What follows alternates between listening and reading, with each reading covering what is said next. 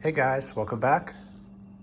So about half a year ago, I did do a video on how to remove a rotor and stator from a Briggs and Stratton generator, but I did kind of gloss over a few important points and have had a lot of questions about it. So tonight I was going to remove this stator and rotor and thought I'd turn the camera on and hopefully redeem myself on some of the things that people are asking me most on. And specifically this generator, the rotor has no threads on it, so we're going to have to cut some threads. So I'll show you how to do that.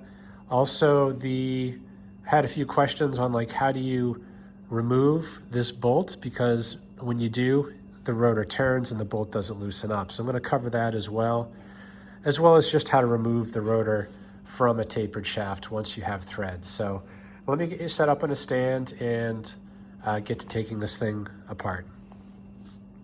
So first things first, you do need to disconnect the wires, which I did already do.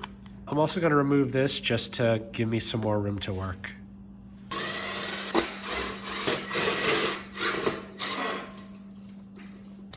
So next I want to free these legs from the frame so that this stator end is kind of loose. And in this case, there's one bolt on each side holding the end housing on.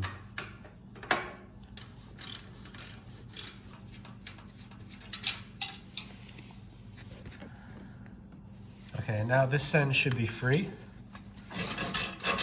It's no longer attached. So next I want to get this rotor bolt out, and if I were to just try to remove it right now, you'd see the rotor here is just spinning. And it's going to make it difficult to take this off. So I'm going to pull the spark plug, get the piston at bottom dead center, fill the cylinder with rope, and then I should be able to turn this off pretty easily.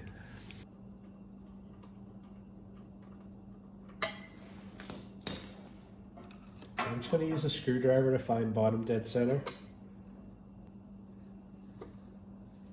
It's right about there. Doesn't have to be exact. You just want to open up the cylinder so that you have space to fill it with rope.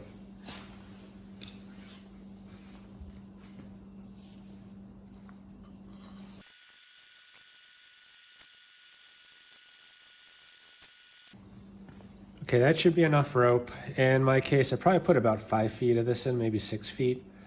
If you put too little in, what'll happen is the engine will actually turn over.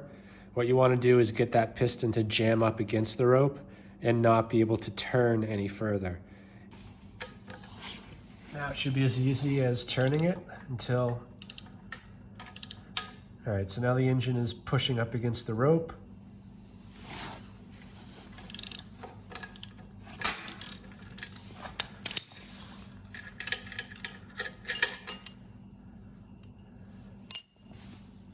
All right, so next I want to get the stator off. And in a lot of generators, you would just remove these bolts, 2 on the top, 2 on the bottom, and that will allow you to slide the stator out. In this case, this bell housing is actually in 2 pieces, so I can leave these alone and just remove these shorter bolts, 2 on the top, 2 on the bottom, and then theoretically the stator will slide right out.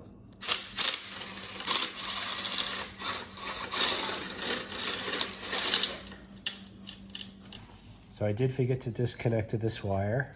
It's now disconnected, and I want to pull these brushes off because they will probably break if I don't pull them off now.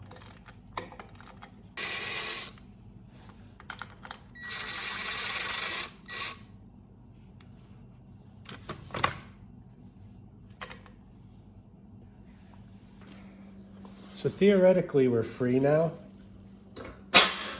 And you can see this housing just turned when I turned it. So that seal is broken.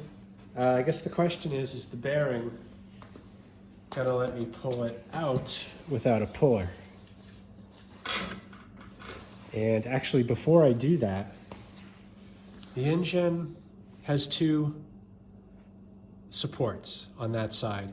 The other 2 supports are on this side, which as soon as I remove the stator, those supports will be gone.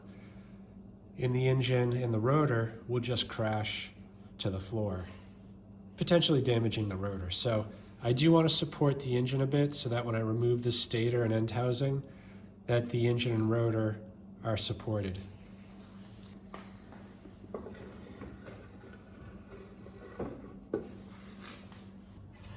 As you can see, it's nothing elaborate, but it's going to support the engine on this side, and the engine's supported also attached to the frame on that side. So removing that support, the weight will then transfer onto here.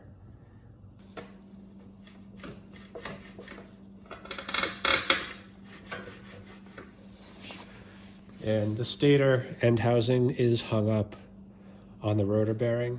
So I'm going to get a puller, apply some light pressure, and see if I can't get those to separate. So in order to pull this out, I'm going to put the bolt back in and use this puller. The center will go against the bolt, and then these will hook here. And this is really thin aluminum. It is not strong, so you do not want to apply much pressure if you want to save this end housing. I'm already getting movement, and I'm just twisting it by hand. So that should give you an idea on how light the pressure should be. I can't always do it by hand, but if you do use a wrench, get a small one and go lightly. Okay, we're free.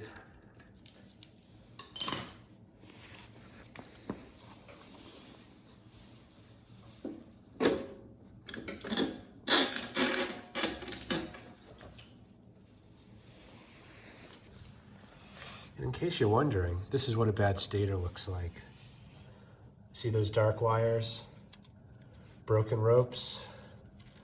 That is a sign of overheating and a sign that something is shorted out.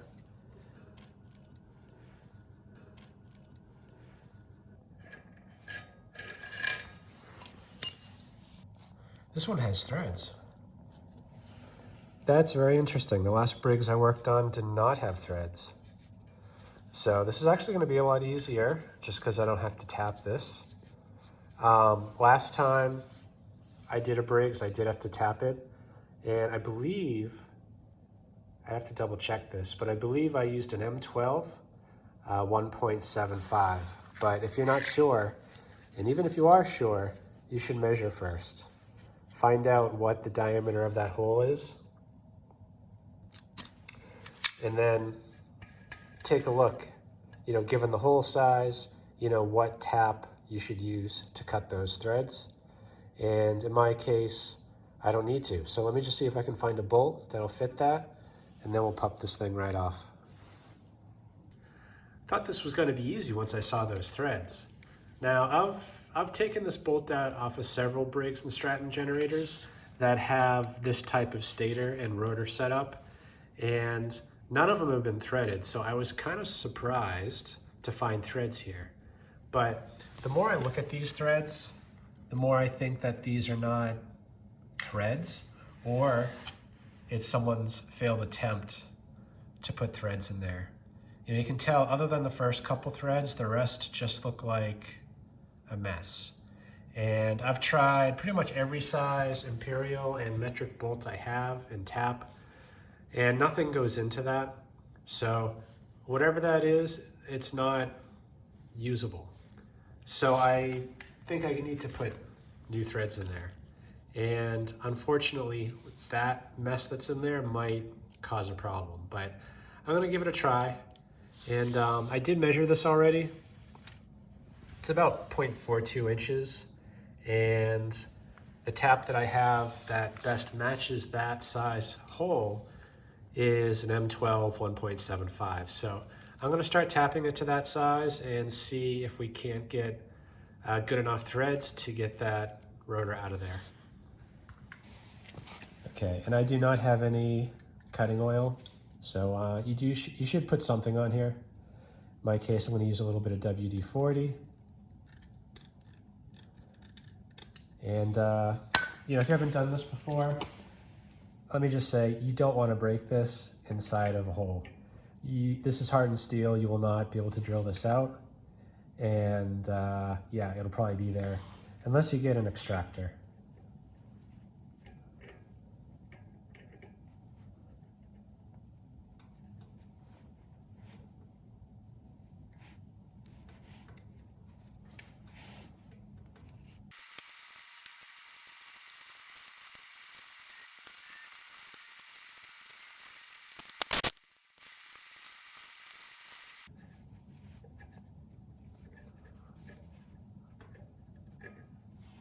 pretty good. I'd say I'm a good 3/4 of an inch in there at this point, and that should be enough. You know, I want to go in, well, normally I'd want to go in about 1/3 of an inch before I start pushing on that to pop it off, but in this case I did try to get this a little deeper since the threads in the beginning are probably pretty suspect.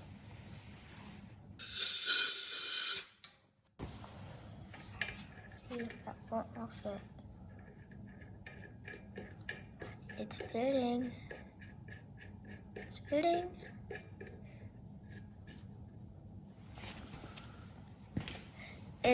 Did it fit? Yeah.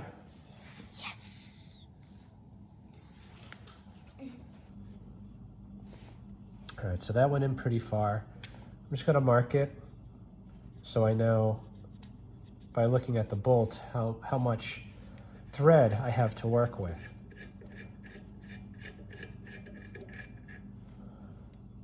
And that's a decent amount. It's at least 3/4 of an inch. So what I want to do now is actually cut a rod that'll fit down this shaft, but doesn't go all the way to the end. I want it to be, I don't know, maybe about 1/4 to 1/3 of an inch less than this total length.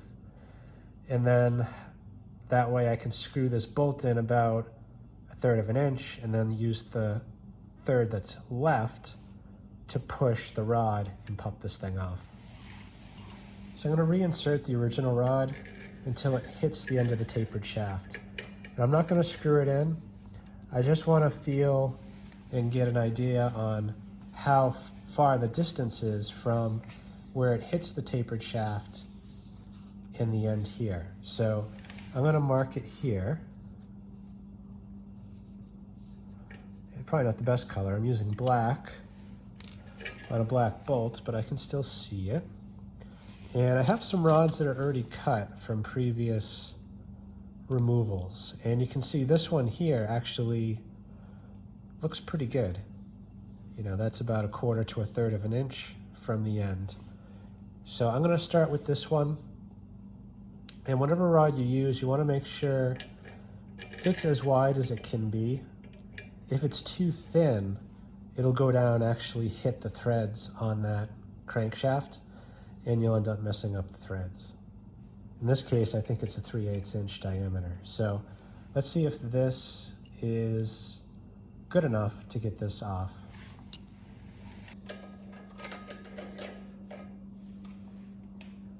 And we'll screw the bolt in, get it started by hand. And you can see how much thread we have left before we're out.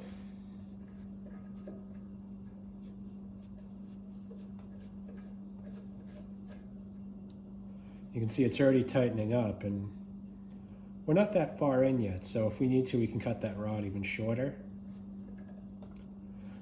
Just worried if I don't have it in enough, there won't be enough thread engagement, and I'll just strip out the threads that I've already got. Anyway, I'm using a breaker bar. Generally, the longer the better. Just make it easier. And it's not going to take much. It's probably going to be 1 turn, maybe 2. And for this, these things kind of launch out of here, so I like to put one hand on while I turn with the other. All right, that's about 1/3 of a turn.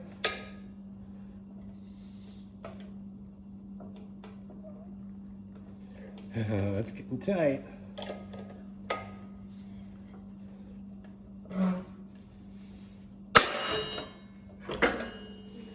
And there's our prize.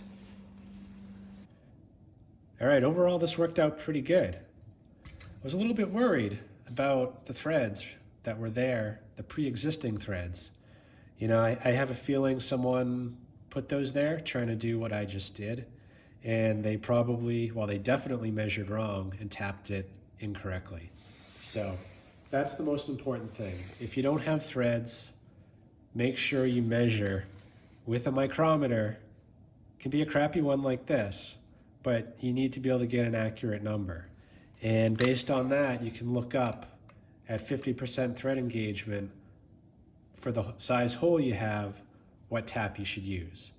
and you can't argue with the result. You know, I did put the original bolts back in the crankshaft just to make sure the threads were good, and there's no problems there. So this engine's ready to come off. Just got to remove one bolt from each side and this thing will lift right out, stick it on a shelf somewhere, and hopefully you'll see that again in the future, in the near future. The next time I pick up a generator with a blown up engine, this will most likely be the one to bring it back. Anyway, enough talking. Hope this video helps someone. Thanks for watching.